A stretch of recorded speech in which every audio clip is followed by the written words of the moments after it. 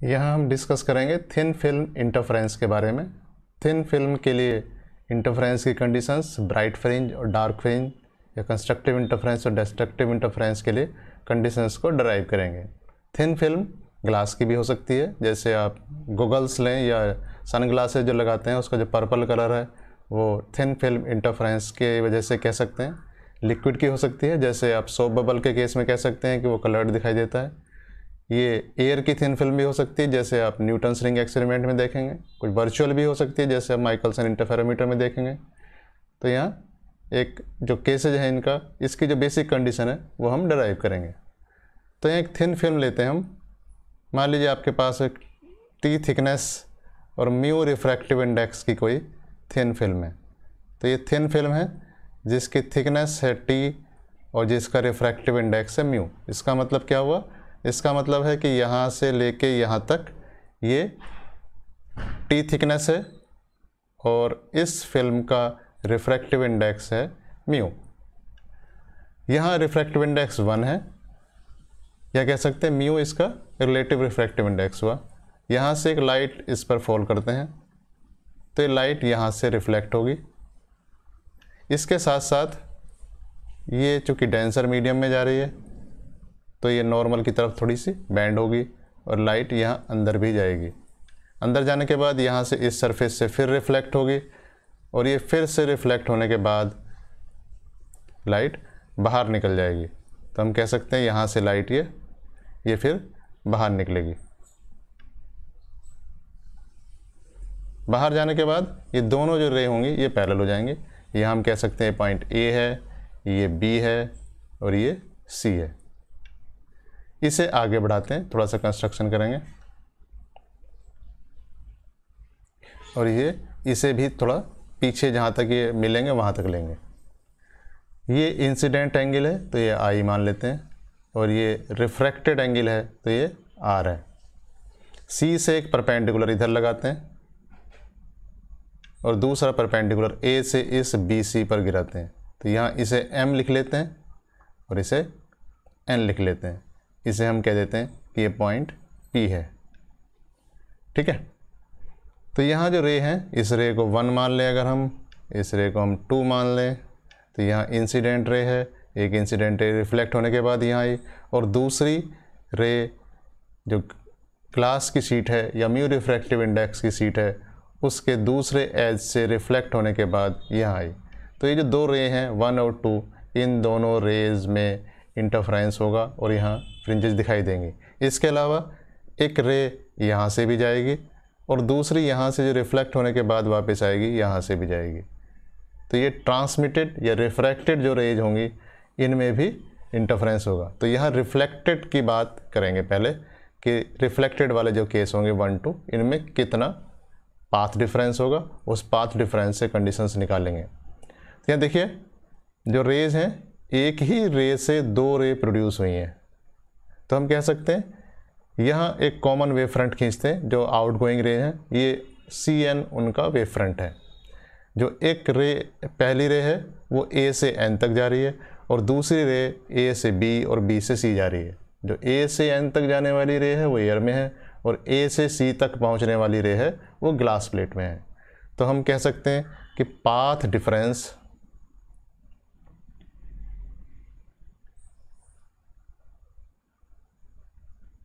Between raise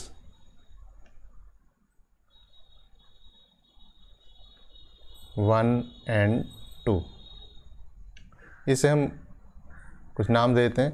अगर हम इसे डेल्टा कह देते हैं तो पाथ डिफरेंस हो गया। जितनी रे ग्लास प्लेट में जाएगी उसे म्यू से मल्टीप्लाई करना होगा, बिकॉज यहाँ ऑप्टिकल पाथ हम लेते हैं। तो ये A B plus B C, या इसे कह सकते हैं mu into A B plus B C. दूसरी जो रे है वो ए एन ट्रैवल करती है बट वो एयर में है तो इसे लिख देंगे ए एन। यहाँ देखिए ये अगर आई है तो यहाँ जो ये एंगल होगा ये एंगल भी आपका आई ही होगा और ये जो एंगल है यहाँ ये वाला एंगल, ये एंगल आपका आर होगा। तो यहाँ एक ट्राइंगल लेते हैं पहले कि ट्राइंगल ए सी एन में ले, देखिए आप तो यहाँ साइन आई कितना हो जाएगा, साइन आई अगर लेंगे तो इसके सामने वाली जो आर्म है वो है ए एन, तो इसे हम कह देंगे ए एन अपॉन ए सी। इसी तरीके से दूसरा ट्राइंगल लेंगे ए सी एम, ये नीचे वाला ट्राइंगल है ए सी एम, इसमें जो एंगल है ये आर है, तो हम यहाँ साइन आर लेंगे, तो ये साइन आर इक्वल टू हो जाएगा कितना, सी एम अपॉन ए सी। तो हमारे पास जो कि रिलेशन है कि mu equal to sine I upon sine r, तो जब इसे करेंगे तो ये है ए एन अपॉन ए सी, ये है C M upon A C cancel हो जाएगा, तो ये हो जाएगा ए एन, तो साइन आई अपॉन साइन आर हुआ A N upon C M, या इसे लिख सकते हैं A N equal to mu C M. तो यहाँ A N equal to mu C M रखेंगे और म्यू को कॉमन ले लेंगे, तो पाथ डिफरेंस आपका हो जाएगा mu into A B plus B C minus C M. अब यहाँ देखिए A B plus B C, यह हमने इसे आगे बढ़ाया, आगे बढ़ाने के बाद इसे पीछे किया है, तो यहाँ सिमेट्री के हिसाब से आप देखेंगे तो जो एंगल है ये एंगल भी आपका आर ही होगा।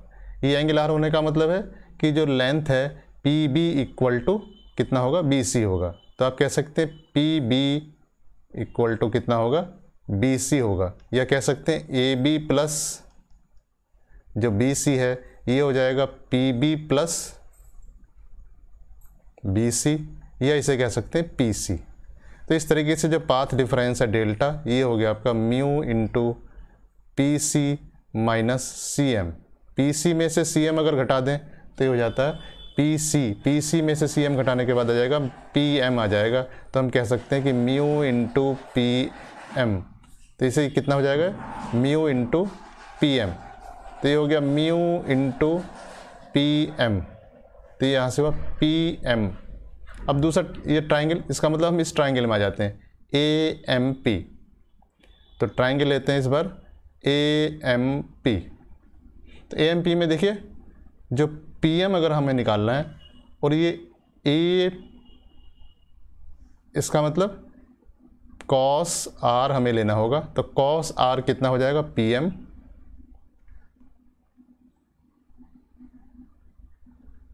तो ये हुआ cos r equal to P M upon A P. यहाँ ए पी जो होगा ए पी होगा, ए पी की वैल्यू होगी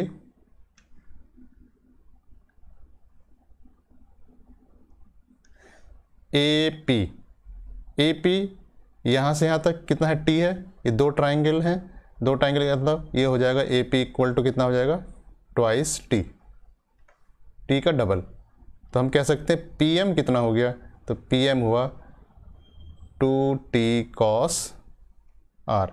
तो इस तरीके से जो पाथ डिफरेंस है वो हो गया 2 म्यू टी कॉस आर। ठीक है, अब यहाँ एक केस और लेंगे, face change on reflection.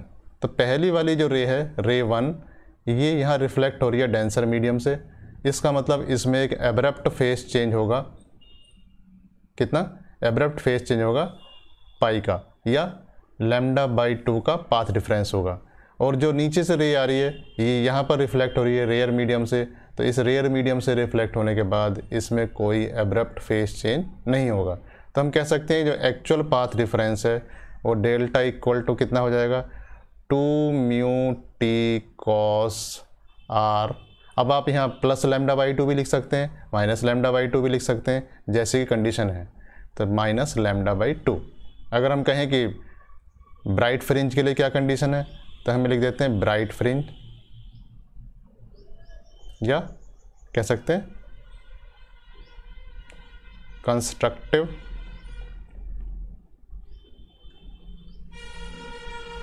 Interference. तो कंस्ट्रक्टिव इंटरफेरेंस के लिए जो डेल्टा है वो इक्वल टू होना चाहिए 2 mu T cos R minus λ/2 equal to n lambda.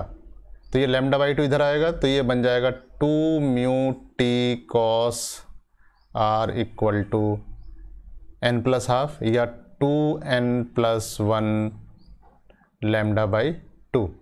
अगर हम कहें कि डार्क फ्रिंज के लिए क्या कंडीशन होगी, तो डार्क फ्रिंज के लिए जो कंडीशन होगी या डिस्ट्रक्टिव इंटरफेरेंस के लिए जो कंडीशन होगी वो डेल्टा इक्वल टू हो जाएगी 2μt cos r equal to 2n-1 lambda by 2। तो लैम्डा बाई 2 कैंसिल हो जाएगा, sorry 2μt cos r minus lambda by 2 equal to 2n-1 lambda by 2। तो लैम्डा बाई 2 यहाँ कैंसिल हो जाएगा और यहाँ बचेगा 2n इंटू लैम्डा बाई 2। तो ये हो जाएगी 2μt cos r equal to n lambda. तो एक कंडीशन ये है आपकी 2μt cos r equal to 2n+1 lambda by 2, और दूसरी कंडीशन ये है आपकी कि 2μt cos r equal to n lambda. तो ये रिफ्लेक्टेड लाइट के लिए कंडीशन है। ये पहले वाली कंडीशन ब्राइट फ्रिंज के लिए है और दूसरी वाली कंडीशन क्या है, डार्क फ्रिंज के लिए। अगर हम यहाँ कंसिडर करें कि जो वेव है ट्रांसमिट हो रही हैं, तो पहली वेव अगर लिखें हम 3 और दूसरी को लिखें 4, तो यहाँ जो ट्राइंगल है ये अगर हम इसे D कह देते हैं तो ABC पाथ उतना ही होगा जितना BCD। बट यहाँ देखिए जो पहली रे 3 नंबर रे आ रही है ये ट्रांसमिट होकर आ रही है या रिफ्रैक्ट होकर आ रही है, तो इसमें कोई एब्रप्ट फेस चेंज नहीं होगा। दूसरी जो रे है वो 2 बार रिफ्लेक्ट हो रही है, एक बार B पर रिफ्लेक्ट हो रही है, एक बार C पर रिफ्लेक्ट हो रही है, लेकिन जो भी रिफ्लेक्शन है रिफ्लेक्शन बाई रेयर मीडियम है, तो इनमें कोई एब्रप्ट फेस चेंज नहीं होगा। इस वजह से हम कह सकते हैं कि यहाँ जो टर्म है लैम्डा बाई 2, ये अगर ट्रांसमिटेड वाले केस में करेंगे तो लैम्डा बाई 2 वाला टर्म नहीं आएगा, तो ये कंडीशंस पहले से अलग हो जाएंगे। तो कंडीशन जो हम कहें कि जो ट्रांसमिटेड लाइट है अगर हम कहें तो ट्रांसमिटेड लाइट है, तो ट्रांसमिटेड लाइट के लिए जो कंडीशन हो जाएगी वो ब्राइट के लिए जो कंडीशन होगी वो हो जाएगी 2μt cos r equal to 2μt cos r equal to n lambda, और डार्क के लिए जो कंडीशन हो जाएगी वो कह सकते हैं 2μt cos r equal to 2n-1 lambda by 2। तो ये जो कंडीशन है ये ट्रांसमिटेड लाइट के लिए है। तो ये जो कंडीशन है ये किसके लिए, ये ट्रांसमिटेड लाइट के लिए। अब देखिए इसका मतलब ये भी देख लीजिए यहाँ पर कि जो ब्राइट की कंडीशन रिफ्लेक्टेड लाइट के लिए है वही कंडीशन यहाँ ट्रांसमिटेड लाइट में डार्क के लिए है। इसका मतलब जो आने वाली इंटेंसिटी है वो रिडिस्ट्रीब्यूट हो रही है। जहाँ पर आपको ऊपर रिफ्लेक्शन से ब्राइट फ्रिंज दिखाई देगी वहीं पर रिफ्रैक्शन से आपको डार्क फ्रिंज दिखाई देगी, और जहाँ पर रिफ्लेक्शन से आपको डार्क दिखाई देगी वहीं पर ट्रांसमिशन से या रिफ्रैक्शन से आपको ब्राइट फ्रिंज दिखाई देगी। Thank you.